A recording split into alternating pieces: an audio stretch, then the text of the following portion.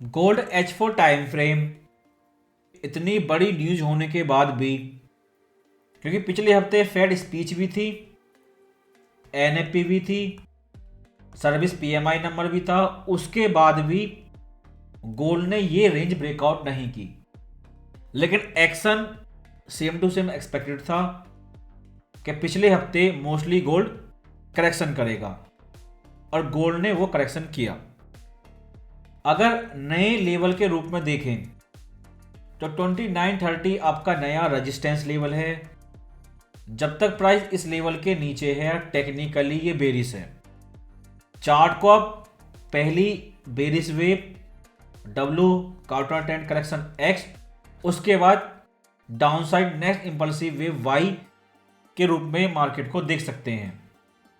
लेकिन मार्केट अगर नीचे जाता है, अगर नया लोअर लो बनाता है तो 2800 के नीचे डेली टाइम फ्रेम का सपोर्ट जोन है, एक ट्रेंड लाइन है और इस वेव को टॉप टू बॉटम देखें तो 50% ट्रेसमेंट भी इस 2800 लेवल के नीचे है। यानी कि 2800 के नीचे बायर्स एक्टिव हो जाएंगे। 2800 के नीचे सेलर को रिस्क होगा और बायर्स बेहतर कंडीशन में होंगे। क्योंकि जितनी भी सारी चीजें थी, गोल्ड ऊपर गया, उसके पीछे दो बड़े कारण थे। नंबर 1 ट्रेड वॉर, क्योंकि इस हफ्ते सीपीआई जो 3% है, पीपीआई जो 3.5% है, इस हफ्ते फिर से आएंगी। और जब पिछले महीने ये नंबर आया था तो इकोनॉमिक्स बेसिक के बेस पे कोई भी बिगनर बता सकता है उस कंडीशन में ना ट्रेड वॉर कंटिन्यू रह सकता, ना ही रेट कट। और उस समय केवल स्पेकुलेशन थी। लेकिन धीरे धीरे ट्रंप ने नए नए नैरेटिव क्रिएट करके, जैसे फोर्ट नॉक्स गोल्ड ऑडिट, जिसका अभी तक पता नहीं चला कितना गोल्ड है और ये भी कम पड़ गया, तो एक नया नैरेटिव स्टार्ट कर दिया कि रसिया पे भी वो सैंक्शन लगाएंगे। सेम वही रसिया कंट्री जिसपे G7 कंट्री पहले ही 2022 में बहुत सारे सैंक्शन लगा चुकी हैं।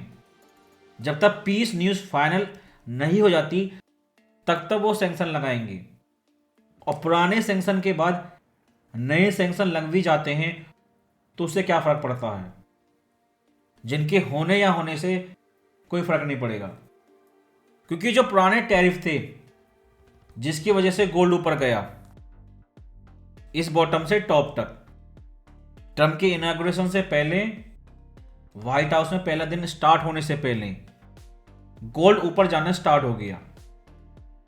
और अब डेटा आ रहा है गोल्ड किस किस कंट्री से यूएसए गया है। फिजिकल गोल्ड जो कोविड पैनिक बाइंग थी वॉल्यूम के बेस पे, उसे वो क्रॉस कर चुका है। वो सारे टैरिफ या तो डिले कर दिए गए हैं या इस तरह से कंडीशन रख दी गई हैं कि इन टैरिफ के होने या होने का कोई फर्क नहीं पड़ता।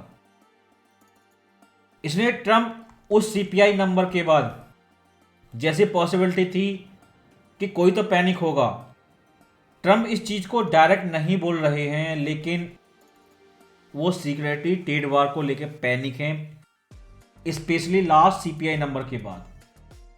इसलिए इस हफ्ते सीपीआई और ज़्यादा बढ़ती है या सेम टू सेम एक्सपेक्टेड भी आ जाती है, तब भी इन्फ्लेशन प्रॉब्लम है। और इन सारी चीज़ की वजह से ट्रेड वॉर जो केवल नाम का रह चुका है और रेट कट वो भी डिले कर चुकी है। क्योंकि कुछ भी हो, करंट इन्फॉर्मेशन के बेस पे इस समय यही लगता है कि मार्च महीने में रेट कट नहीं होगा, रेट पॉज ही रहेगा। यानी दोनों ही चीज़ जिसकी वजह से गोल्ड 2600 से 2900 गया, दोनों ही डिले हो चुकी हैं और जिस वजह से गोल्ड ने ऊपर जाना बंद कर दिया है।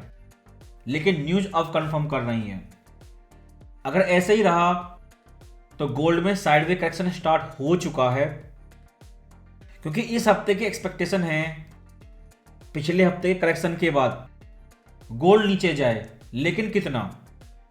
पहली कंडीशन ये है कि 2895 लेवल को ब्रेक डाउन करके रिट्रेसमेंट करें और इस नई रेंज को देखें जो पिछले हफ्ते अपडेट की थी। प्राइस ने ये support and resistance level breakout ही नहीं किए, इन्हीं दो लेवल के बीच में साइडवे रहा।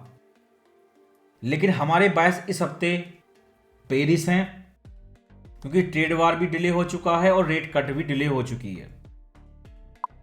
लेकिन डेली चार्ट पर WXY वेव कंप्लीट हो चुकी है 200% प्रोजेक्शन के बाद। अगर सारा ट्रेंड करेक्शन करता है तो स्टैटिक सपोर्ट और ये ट्रेंड लाइन जब प्राइस उस लेवल पे उस समय होगा तो ये दोनों चीजें एक साथ होंगी। क्योंकि इस चीज को और डिटेल में देखें, पहले गोल्ड ऊपर गया लेकिन वो एक्शन डॉलर अब कर रहा है। डॉलर को आर्टिफिशियली होल्ड किया गया और प्राइस एक्शन अब रिलीज हुआ है और हमें बताया गया है कि ये जर्मन पॉलिसी की वजह से हुआ है। जो डॉलर पहले ही ओवरसोल्ड था अब बहुत ज़्यादा ओवरसोल्ड है, और जिस कंडीशन में डॉलर है इससे इन्फ्लेशन प्रॉब्लम फिक्स नहीं होगी। आप देख सकते हैं कि चार्ट पे SP 500 वर्टिकल लाइन में नीचे जा रहा है और जितना नीचे जाता है